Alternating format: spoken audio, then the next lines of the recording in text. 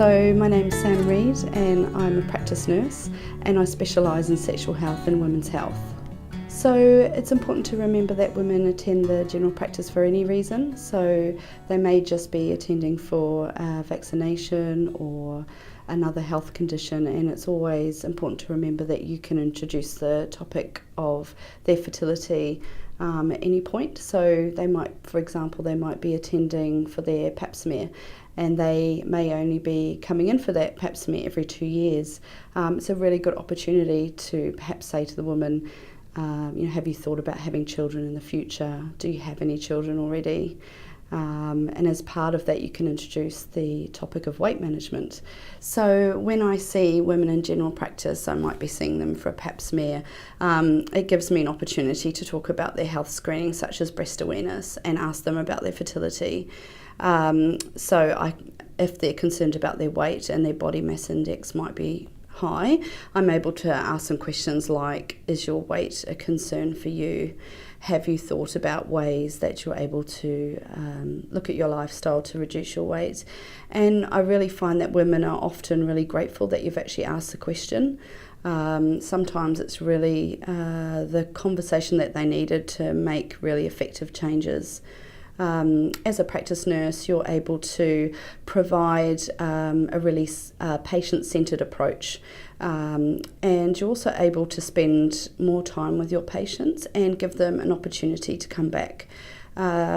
Most general practices will provide the visits to the nurses free of charge or bulk billed under Medicare, and that gives you a really strong opportunity to give your patients the chance to come back and see you regularly. So you might decide together upon a few small changes. It's really important not to overwhelm the patient initially with a huge change to their diet or lifestyle.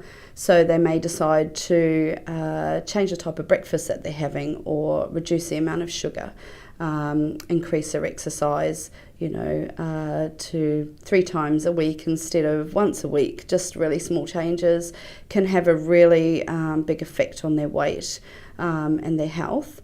And so you're able to offer them the chance to come back, and they really tend to appreciate that. And also making sure that they understand that you're not going to belittle them or give them a hard time if they haven't lost any weight. As a nurse in the general practice, it's important to look as a patient as a whole and consider their health literacy. They may be a patient who identifies Aboriginal or Torres Strait Islander, and there are systems in place to support the practice in identifying those patients, such as the Closing the Gap program, which also gives the patients opportunity to access the dietitians, perhaps physiotherapy or exercise physiology at a lower cost. They're also able to work one-to-one with the access worker or an outreach worker to look at ways that they're able to maintain a healthy weight and increase their chances of fertility. So it's important to consider the cultural factors.